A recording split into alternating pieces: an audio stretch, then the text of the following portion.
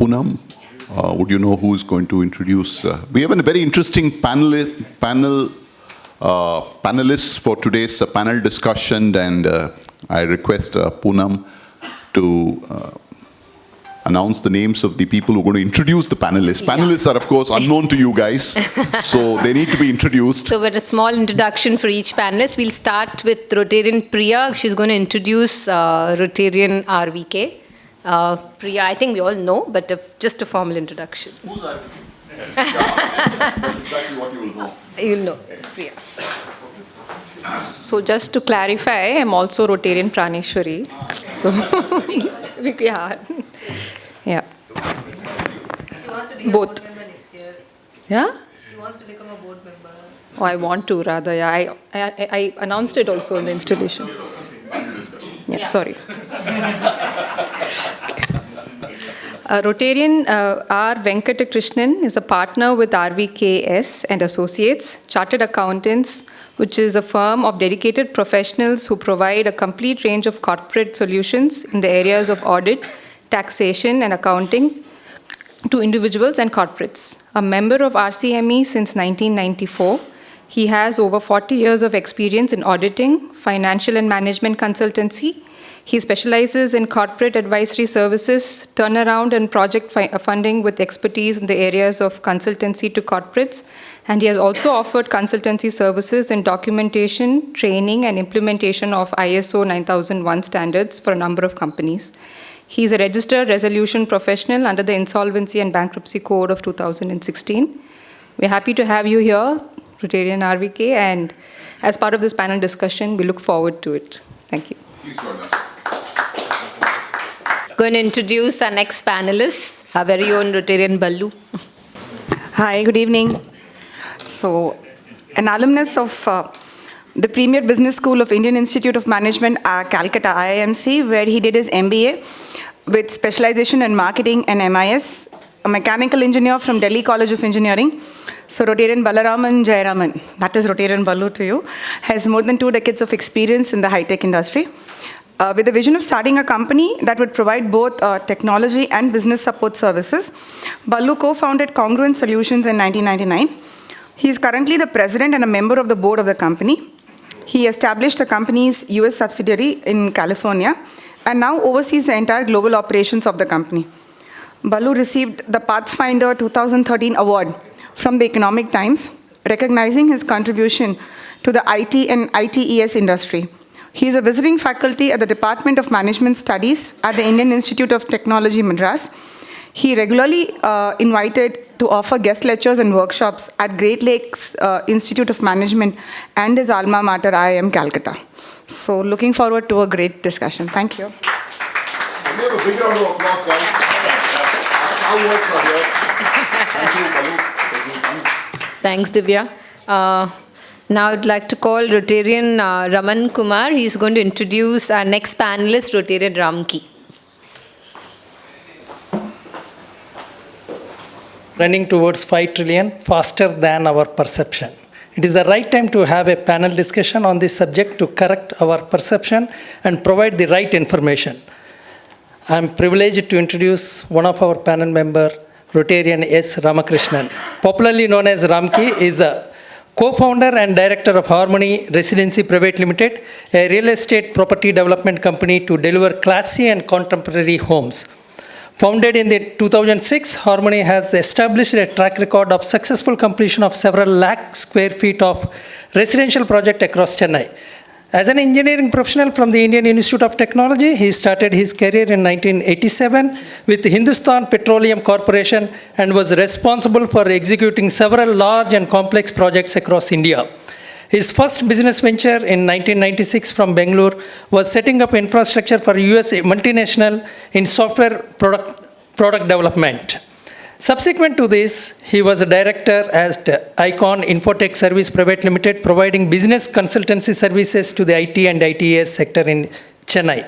RCME is thankful for your participation in this panel discussion and look forward to your inputs. Thank you.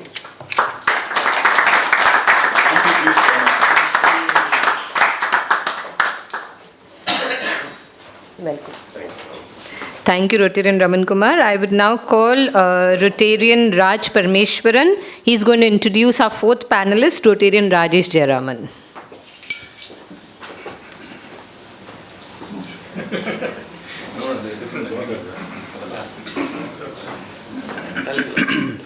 Good evening, all. Just a surprising fact, Ballu has only 2 decades of IT experience. I'm just telling you, 3.5 decades is more than 2 decades. எல்லாருமே 28 வருஷம் 20 வருஷத்துக்கு மேலே போயாச்சுனால you would say more than 20 years of experience only. So, but this is really too much. Actually correct. More than 2. Yeah, more than 2, yeah, factually correct. Good evening, Rotarians. So, inducted into Multivista Global Limited in 2004 and elevated to member of the board in 2012, our panelist, Rotarian Rajesh Jayaraman, currently heads the sales and business management of the automation business unit that provides solution to customers around the factory floor automation, IoT, digital transformation, and smart manufacturing. With a Bachelor's of Commerce degree from Loyola College, a Master's degree from Annamala University, and a Master's of Science in Finance from Georgia State University, Rajesh is part of this multifaceted business group, which absolutely follows the ethical practices and believes in doing the businesses the right way. Thank you for being part of the panel discussion today, and I look forward to your input, Rajesh. Thank you. Welcome.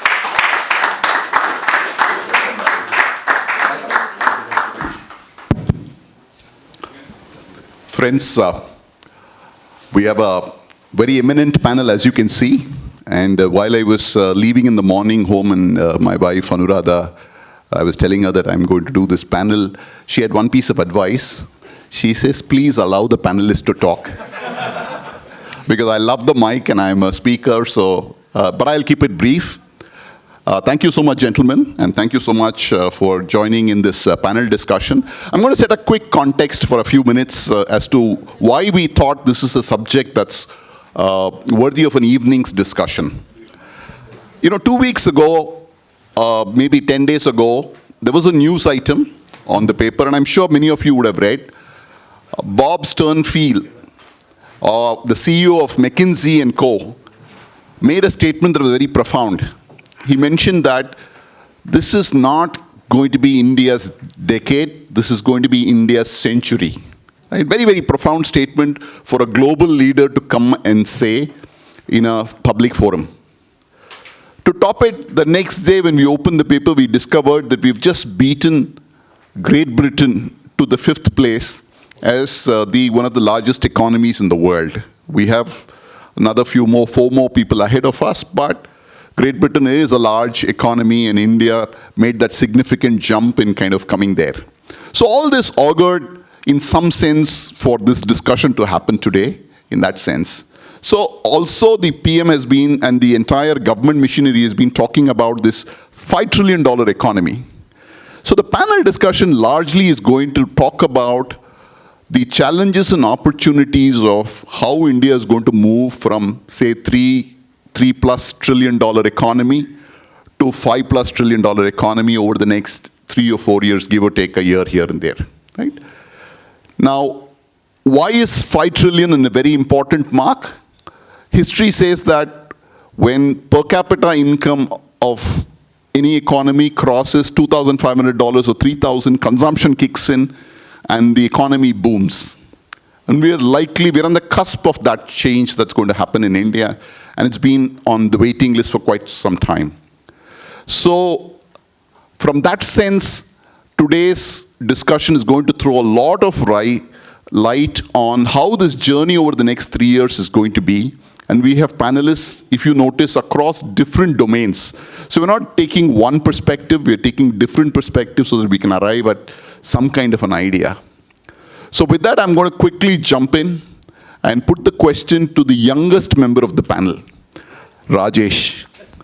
So Rajesh is into the traditional business, and he's a sales guy, so he meets customers day in and day out on his work and his related field. He is in touch with the industry on the ground. So the first question to you, and if you could share your perspectives of what in your mind you think are going to be the challenges and the opportunities for India in reaching the $5 trillion? Over to you, Rajesh. Thanks, Babu.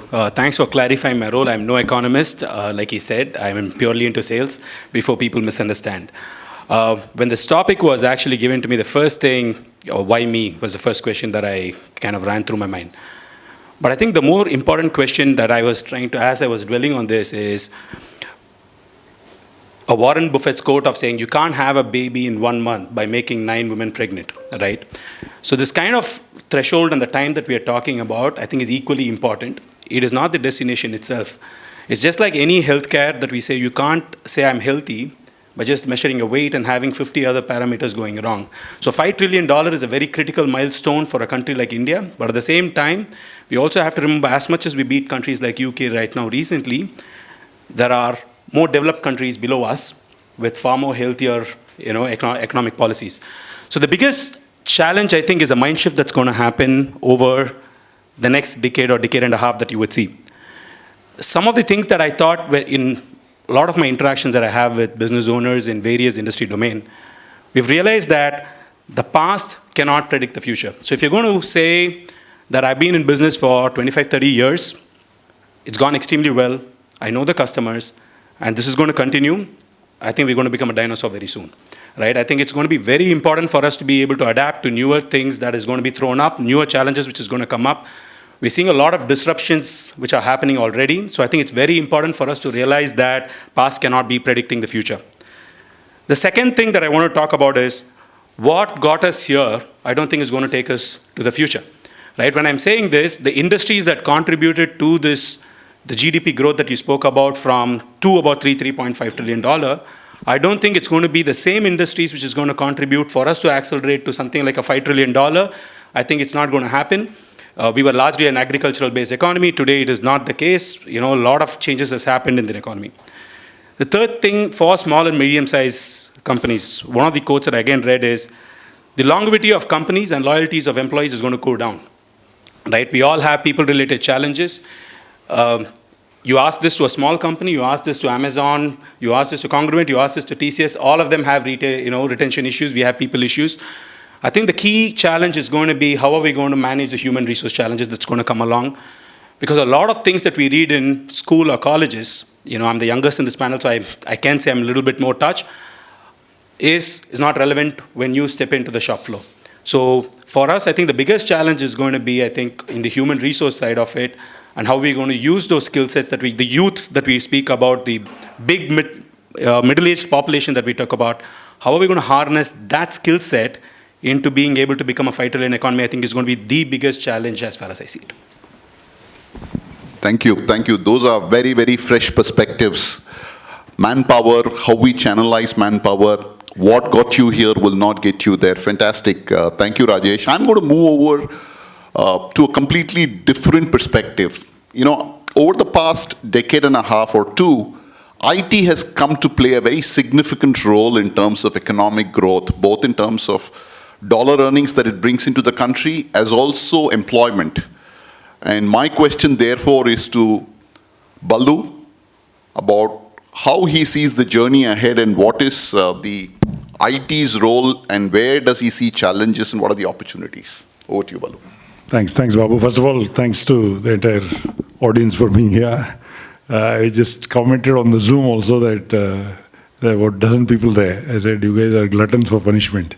So thank you for respecting us and being here.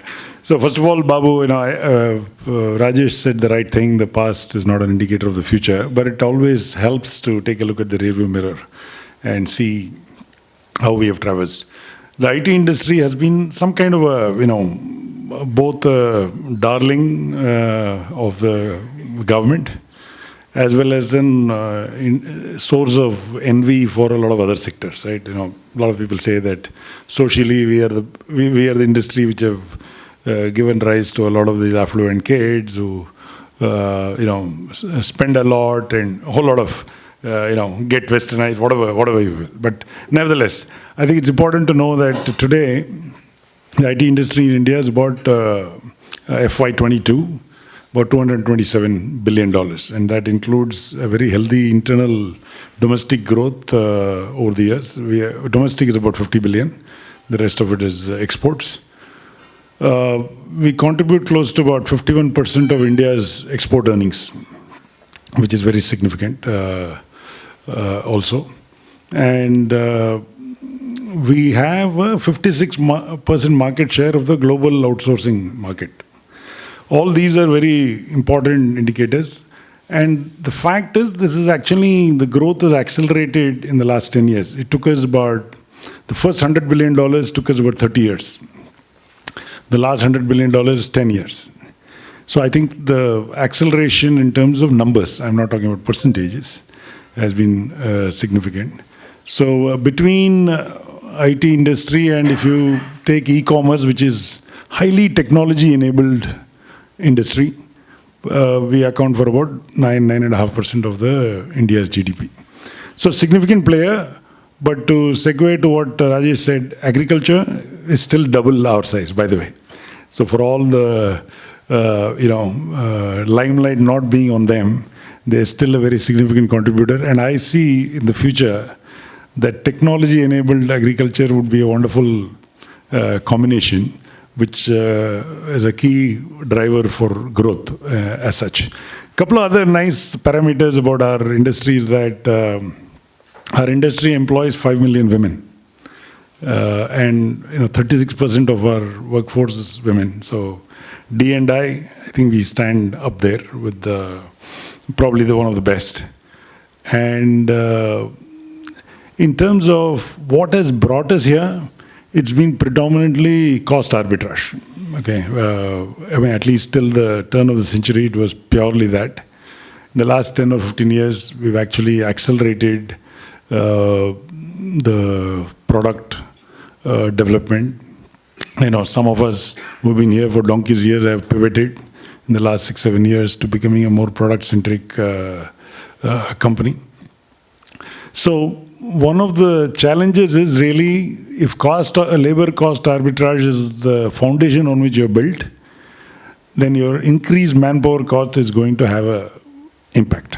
And that's something we are facing today seriously, because we are just, we've been doling out unreasonably high compensation for both the reasons of the fact that the industry has been making good money as well as the expectations of the workforce. I mean, it's impossible for somebody like me to call it unreasonable, but then it's not fair for me to say that. But the fact is that it's like getting high on some drug, right? I mean, if you really are used to 10%, 15% hikes year on year, it becomes very difficult to reduce it to 7 and 8% and all that. And that's a problem we are facing today. So unless we arrest that, it's going to be an issue because, one of the questions Babu asked me offline was that, 56% market share, is the market share going to increase and therefore is that going to fuel the growth? I really don't know. But the fact is that tech spends are going to grow. Generally, the outlook, at least in the US, is that next year there will be close to 6 to 8% increase in technology spends. And we will get our share of a growing market. Even if we don't grow the market share, we will grow, right? The other thing that's happened post-pandemic is that what we call digitalization has accelerated much faster than anybody anticipated. And what would have taken maybe 5 or 6 years has happened in a matter of 12 months, 18 months, right? So that's something fueled by technology again, right?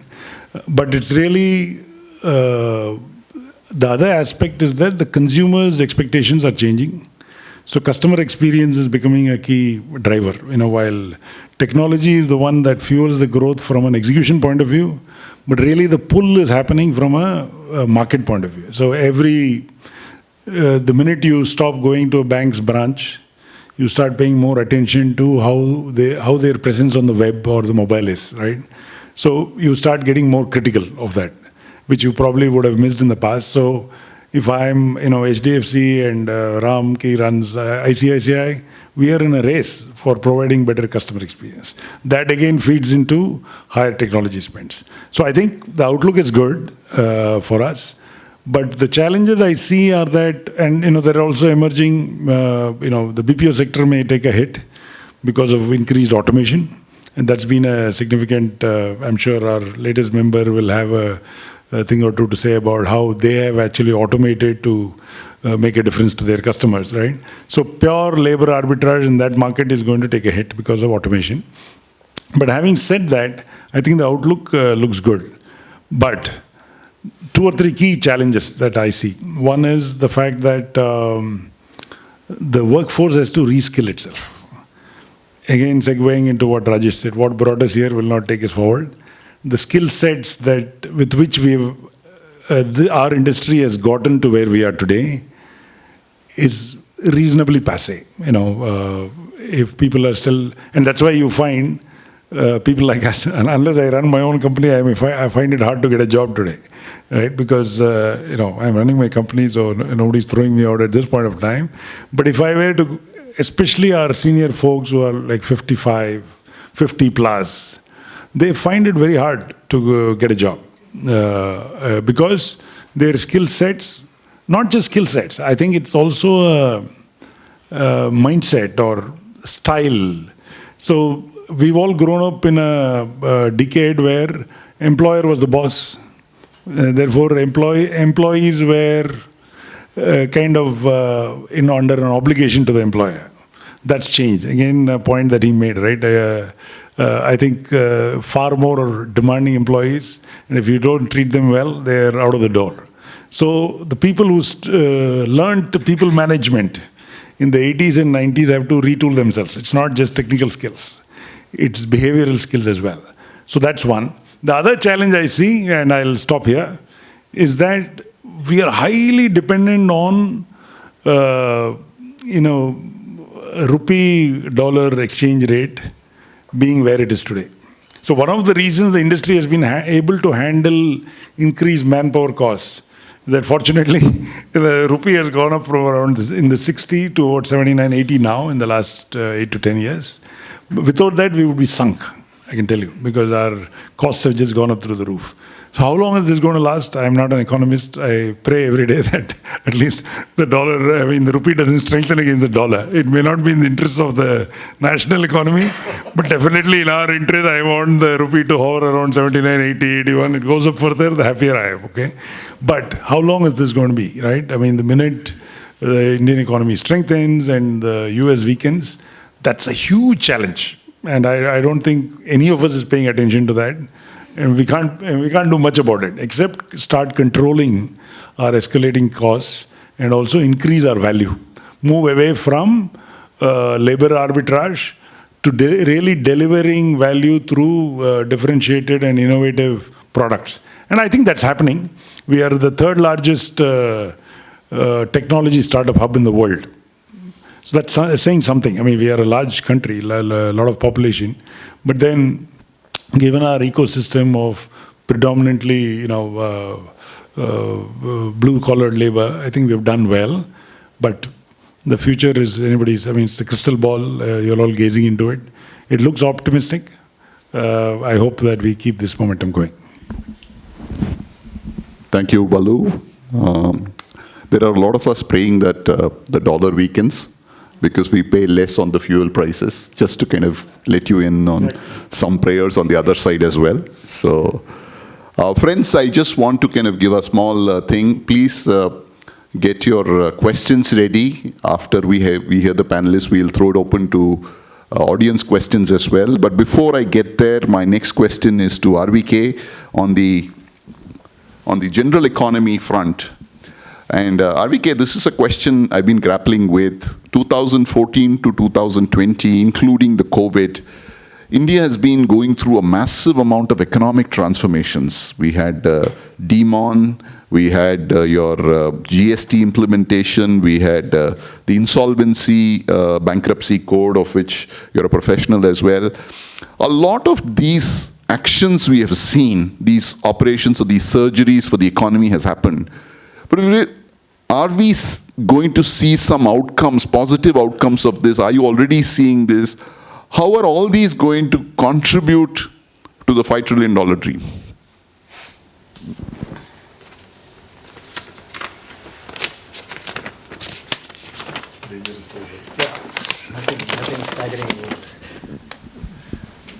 I got out some data on the Indian economy over the last couple of days. Now we're talking about the fifth largest economy, but we have to remember that in 2013, at 1.86 trillion, we were the 10th. We became the 7th in 2015, 6th in 2017, and 5th in 2022 at $3.53 trillion. So, and we're going to be the 4th in 2027, if not before. We'll be passing Japan, and 29 we may be passing Germany. So we'll be the third at around that time. But this data, you'll have to see it against the backdrop, in my opinion, of three very important data points. The first, I think, is the Balu alluded to it in terms of the digitalization that has happened. The last 3 months alone, I'm going to see, we have crossed 10 lakh crores of transactions on the UPI. That is, and at 657 crore transactions worth 10.73 crores, 10.73 lakh crores, means it's close to 125 to 130 billion dollars every month is being transacted through the UPI. The second, the financial awareness. Today, we have crossed, a couple of days back, the 100 million demat accounts in India. And that was only 40.41 million in March 20. Between March 20 and July 22, we have added 60 million demat accounts, which means that the financial awareness that is available in the market is going up. The third is that we are, in the last couple of years, we have added 106 unicorns into our portfolio, which is just a shade shorter. China is at 174, and US obviously is miles ahead at 618. So we are catching up at a very fast pace. It's a matter of time before we cross China on this front also, because China was ahead of us a couple of years back on the digitization on the currency, but we are now 4 times China. What are the dark points or challenges that we have? Our productivity on capital is still very low. We have what is called the incremental capital output ratio, which is a function of your GDP and your gross domestic savings. That has an efficiency of only 4.2, which means, and the ideal one is about 3, which means we are good 30% away from where we should be. And it has been, and between the last 4 years, it has just moved from 4.4 to 4.2. That's one serious problem that we have. The other one that we have as a problem is, out of this GDP, only 6 states contribute for 54% of the GDP. That is a very serious problem, which means that the gap, the inequality that exists within the country is very significant and will have a big problem in the times to come, because you will have the contributing states clamoring for more share of the revenues, which will only increase the divide between the haves and the have-nots. So reskilling will have to take place at a very high pace, which means education and healthcare is going to be a big challenge area. What does a $5 trillion economy mean? It means that from a stock market perspective, when US moved from the same region around 3.5 to 5 million, their stock market went up from by 220%. China went up by 80%. Japan went up by 120%. Which means that if you were to sort of extrapolate such data points and say, where will the Indian stock market look when we are closer to $5 trillion, is the Sensex could be anywhere between 75,000 and 90,000 points as against 60,000. And the Nifty could be anywhere between 24 and 27,000 as against 17,000 today. That is going to be the staggering amount of increase that we are going to see. I have a couple of other data points which I'll be in a position to share with you and what we have to do, because the bringing about greater efficiencies in our utilization of the deficient capital is going to be one of the biggest challenges that we are going to face if we don't address that. And there was a survey that was done recently, but the government released the data. The cost overruns of some of the government, state government and central and union and central state government projects, of only projects above a certain value, the cost overrun on those projects alone was estimated to be 21 lakh crores. Cost overruns. So these are things that we really need to address if we have to start moving, because if we don't bring about capital efficiency, don't increase the gross domestic savings, we are in for serious trouble.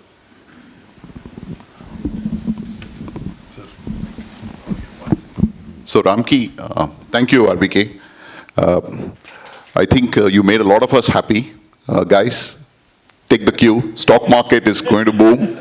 So we're all in for good times. Messages are important. Yeah. No? Yeah.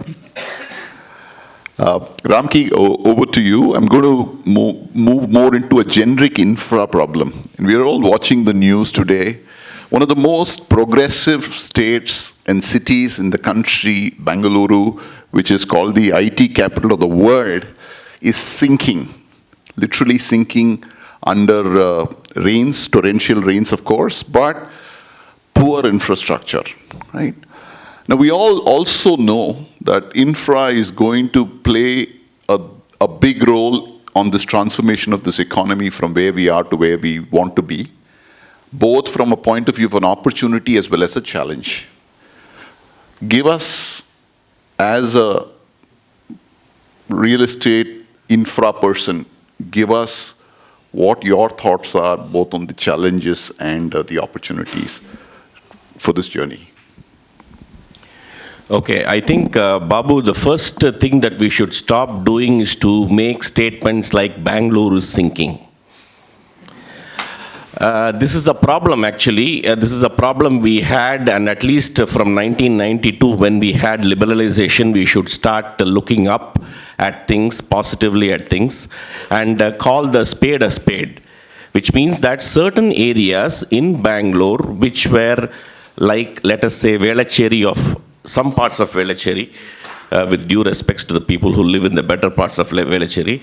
So, parts like Velachery might have had the sinking problem, those that were built on lakes, that were given approvals and the projects were done.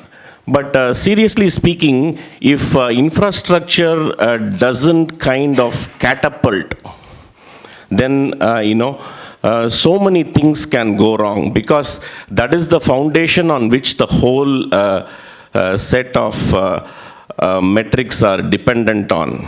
For example, if you take manufacturing, for instance, it depends largely on infrastructure.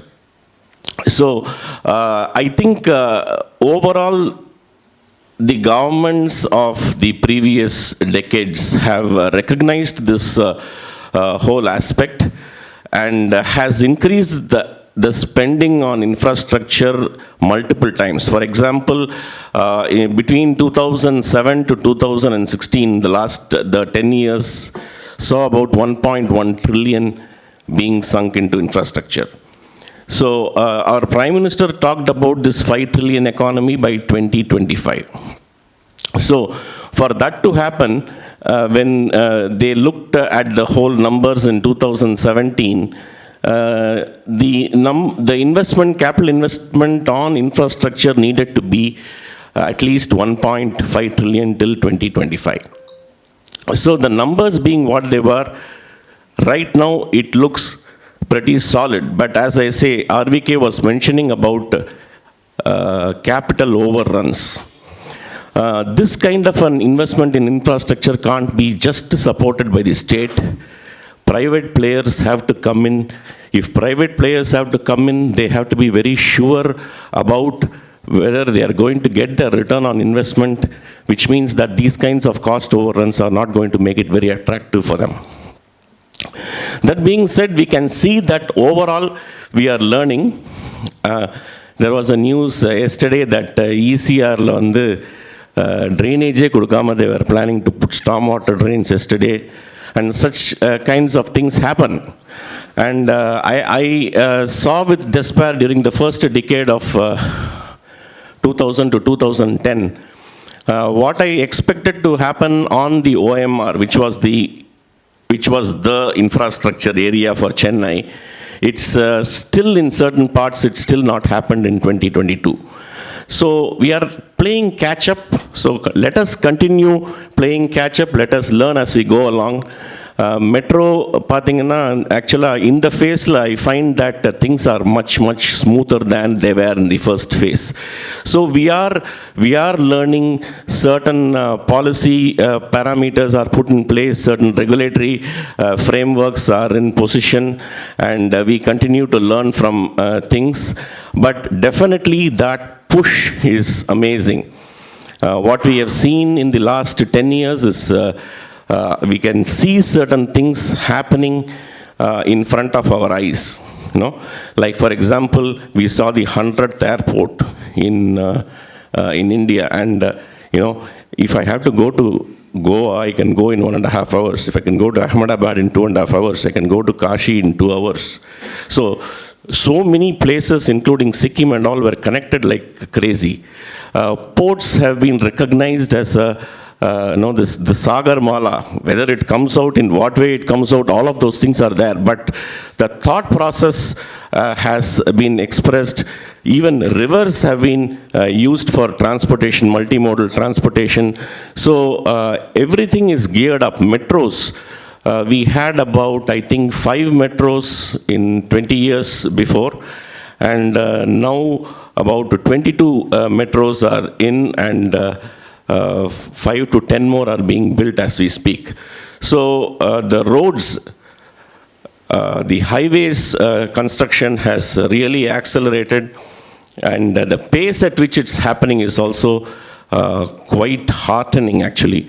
In the last 20 years, we see that the length of highways that we can provide has actually tripled in time, 3 times as fast as we were able to do in 20 years. But I think we have to put our faith on ourselves, because so many things are falling into place right now.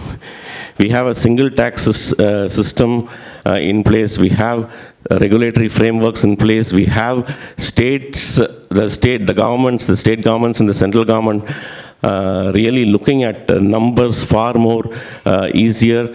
Internet education has become high-tech, which means that anybody, anywhere in India can really become great, which was not possible 20 years or 30 years before. So everyone is learning the value of skilling and educating themselves. And seriously, one of the things which I was really excited to see were the incubation hubs that I saw in many colleges, the kind of industry education, the interaction that happened has really accelerated. So I think while we will continue to blunder and we will continue to make those mistakes, I think we are still progressing at the right direction, and we are course correcting ourselves much faster than what we used to do before. That's my long and short of it. Thank you, Ramki. So, friends, a quick summary, so to say, from all. I hope you have your questions armed, so that I'm going to come back to you for questions. So Rajesh started by saying the most important change needs to be mindset and manpower. These are the two challenges that we need to overcome if we have to get there. Ballu followed up by saying that manpower, again, reiterating the point which Rajesh mentioned, manpower needs to kind of be reskilled and better oriented to take up new challenges and new technologies. And of course, the rupee-dollar arbitrage from a tech perspective.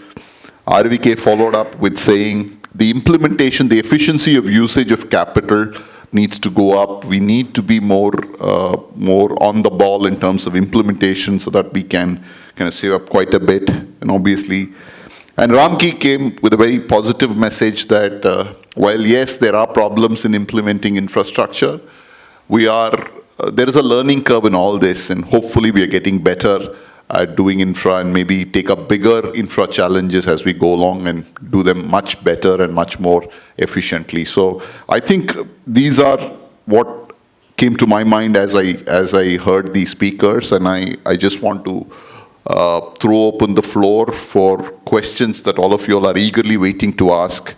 And I'm sure Krishnan is waiting by one mic. Can you just take the mic to Krishnan? Krishnan, my only request is please ask which panelist you're going to raise the question and ask the question. Please ask the question for which we know the answer. Who's? I think it is going to be for both Ballu and RVK to answer. See, one of the challenges has been that, for example, the IT industry has about 20 million workers.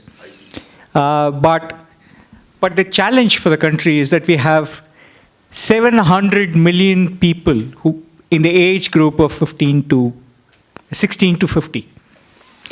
Where are these people going to work? What are we going to do about it? Because I don't think we can develop this country by only making IT more productive, IT get more revenue. We have to do something about our farm industry, which is double the size of IT, but probably employs 10 times more people. So how does that happen? What's the impact on the overall cost of living, for example? If farmers' wages have to go up, what will happen to the inflation? How do we handle this as a country? So it's not a very simple answer that the rich keep getting richer. But what about how do we get the poor out from where they are? See, the current mix of our GDP is 54% of it is coming from services, 25% is from industry, and 20% from agriculture. And that skew cannot sustain. You know, the one of the turning points and actually a negative one in India was when they introduced the service tax as a taxation structure, and money started coming in very easily to the government because service sector was the largest and they thought that the economy was booming. It is actually they went on moving, the service tax went up from 4%, it went up to 5%, it went to 7%, it went to 8%, 10, 12, and now it's 18%. Now, when 54% of the industry is contributing at that high rates, you know, it was very comfortable for the government to sustain its revenue streams, and, you know, it got the government complacent. If we have to get into employing the burgeoning youngsters. Obviously, IT cannot provide everything. But as Ballu said, the convergence of agriculture and technology, which is agri-tech, is going to play a very, very big role.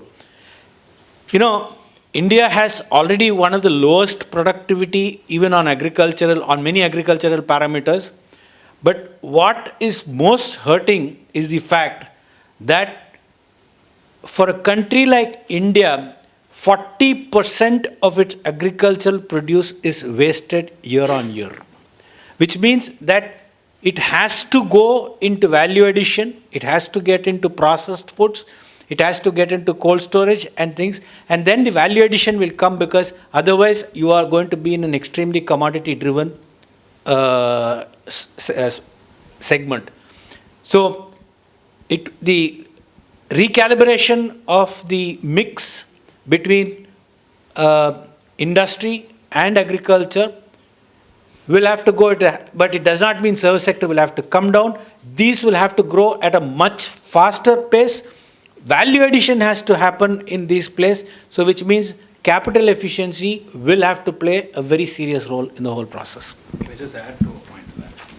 Say, one of the points, very critical point, it's a good question actually, because when we speak about industries, I don't know if you look at the PLI scheme, the Performance Linked Incentive Scheme, the 14 sectors that were identified, if you look at it, the top employment generators, if you look at in the industry side, it's what, textiles, automotive, electronics, and mobile phones, right?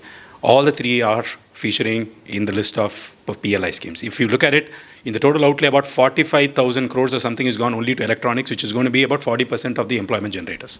Same thing with textiles. And if, in adding to his point, if you look at the multiplication effect, things like in electronics and as in automotive, if you put in 1 rupee, the multiplier factor is almost 3x, which means you have an automotive company established. Look at Germany, look at China, look at Japan. All of these guys followed in the automotive segment simply because you put in an automotive plant, capital goods follow, steel and auto components follow, thereby the investment kind of multiplies through the period of life cycle of that automotive company. So it's almost 3x. So I think we're making the right noises in terms of employment.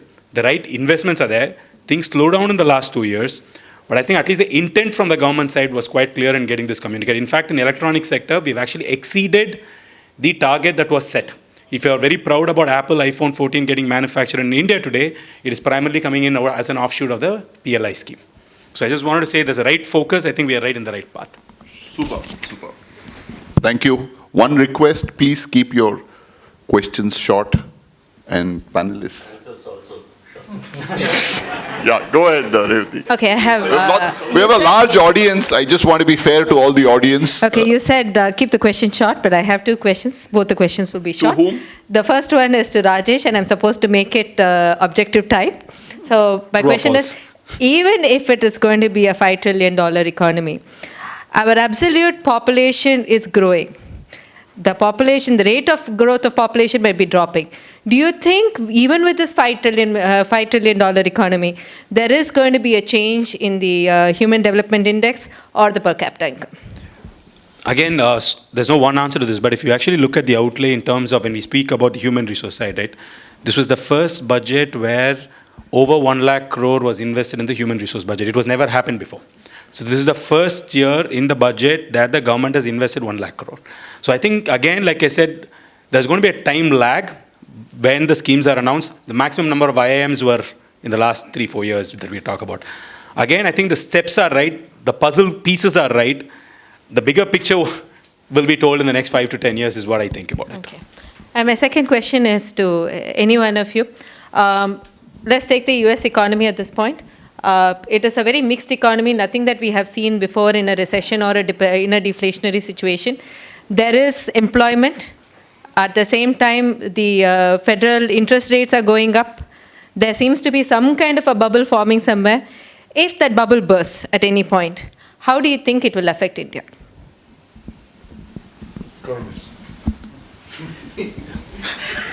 Yeah, like they say that if US sneezes, the world will catch a cold.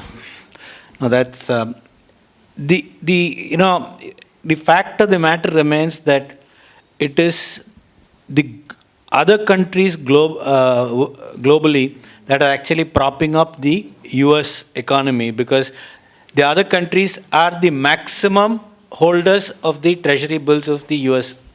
Now, obviously, if they sell this treasury, if US goes down, they'll be shooting themselves on the foot because their values will start coming down. This is not a new phenomena that we are seeing. US is always on borrowed money. Now, the derivatives market in US in 2008 was about 60 times the stock market, or the GDP, or the derivatives was about 60 times the GDP of the US economy in 2000. Financial instruments are great, innovative tools, but it's a double-edged sword. It can be used very innovatively and effectively, and it can kill companies. So we are going to see this, but the influence of the dollar is going to definitely come down, and has to come down rather. The day it happens, it will be good for the world, because any singular influence, just like everyone thought that China was the biggest manufacturing hub, and they were bringing down the costs for the world over. One pandemic was sufficient for everybody to go scrambling to de-risk their supply chain, because costs went through the roof. It's a matter of time on all counts. Thank you, RVK. I have a question for Balu quickly. You mentioned about the Indian share of the global outsourcing at somewhere around 56%. Now, doesn't look like there is much of headspace to grow, considering that the world wouldn't like to risk anything more than 56% share by India. It's like, putting all your eggs in one basket. Yeah. See, there's another dimension to this, right? When we talk about outsourcing, it's normally talked about outsourcing to other entities. There is one segment which is like almost like an insourcing. I mean, insourcing is the wrong term, but it's really captive outsourcing, right? Okay. So those numbers are not really registered when you talk about revenues from the industry, right?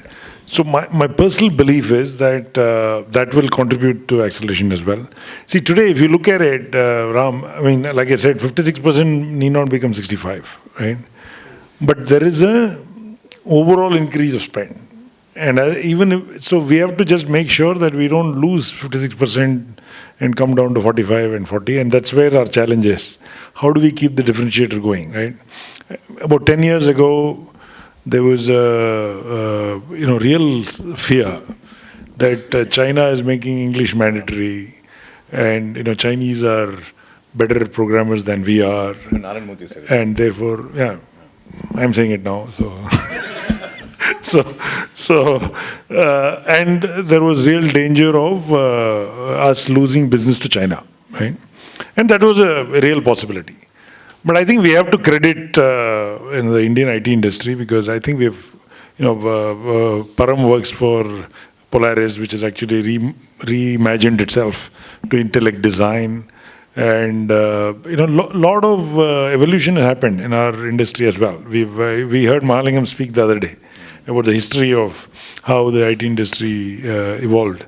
So if we had chosen to purely rely on outsourcing, and we continue to rely purely on outsourcing, I think we are looking at doomsday.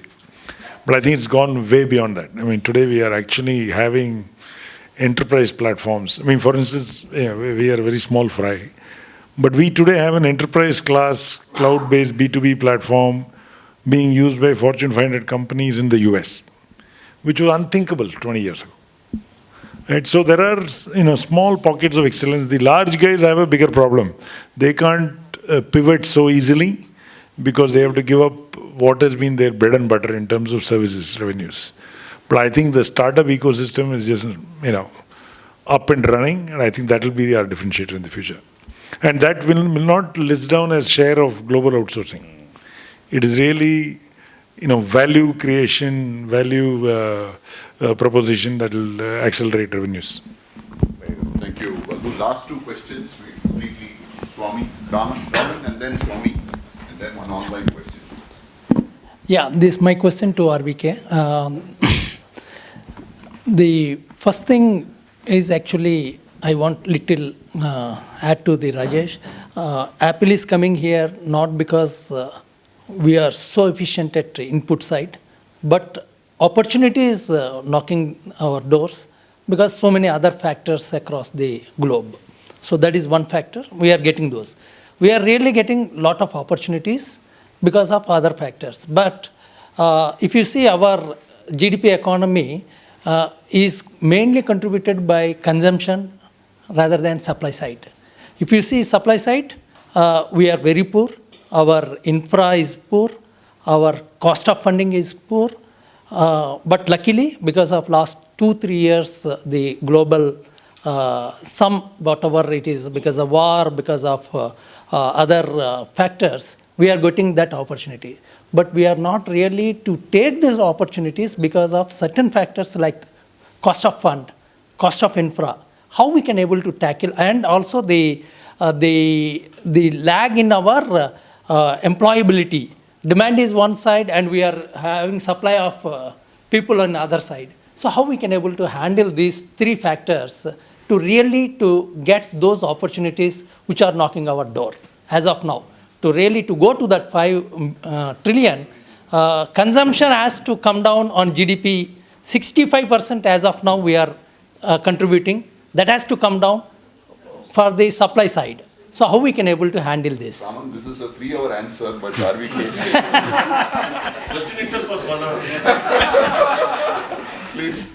So I think we should look at that as biggest opportunity and biggest advantage, because India is still about close to 70% is a domestic economy, and that's a very positive factor that we have.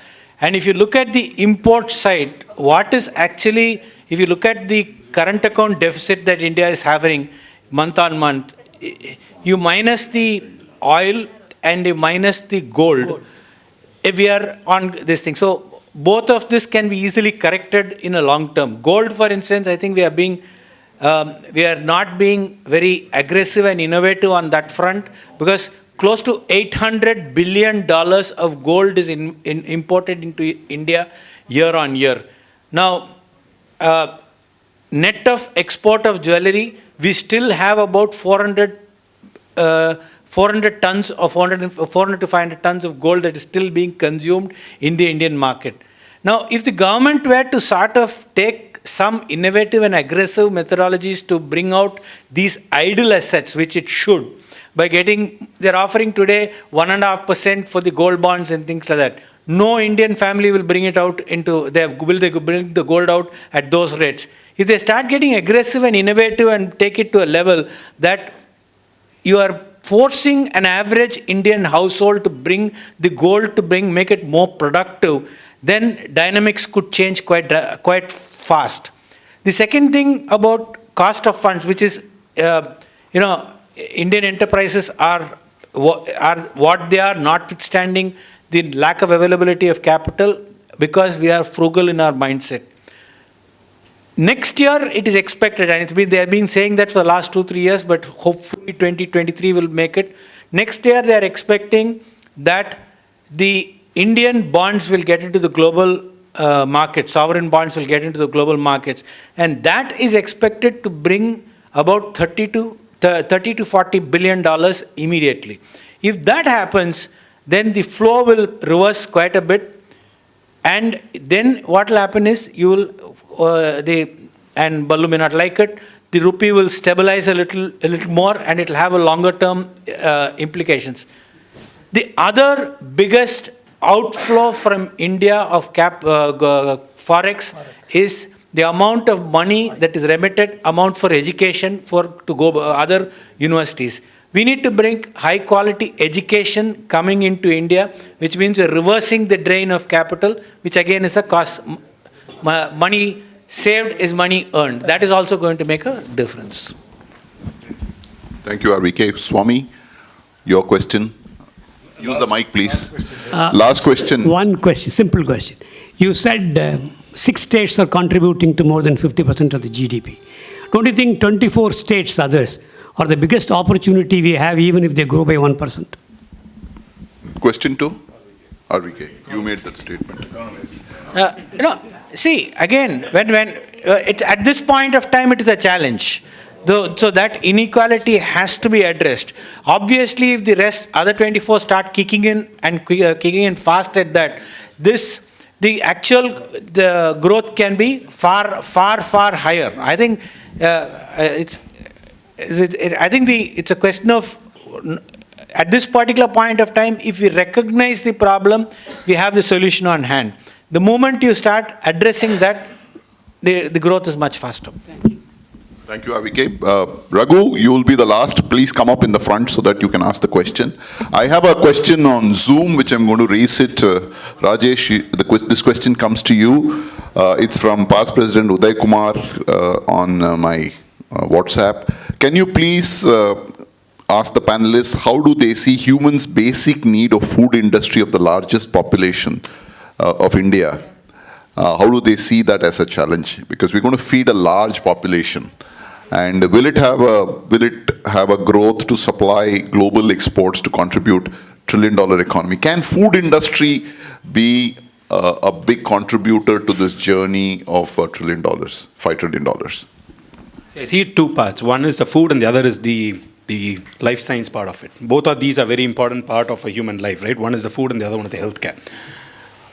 Contrary to what you were saying, life science, for example, is thriving today primarily because of the exports. Almost 50% of what they manufacture today is getting exported to highly regulated markets like the US and Europe. Because of smart manufacturing, phenomenal, in COVID times, they were able to audit, FDA was able to audit online from there. That's one of the reasons why you see investments in HULs and the Nestle's and those kind of companies coming in today, is primarily because the agricultural economy, which means the raw material is available today, right? And the productivity is low, which means they have an opportunity to increase that productivity, which today an Indian businessman, there's no foreign investment coming in for agriculturists. Let's be honest about it. We don't know a single company which will want to come and invest into agriculture as of today. So companies like HUL and Nestle's will support guys getting better productivity coming in, right? So I think both of these are very, very critical parts in trying to improve the economy side of it.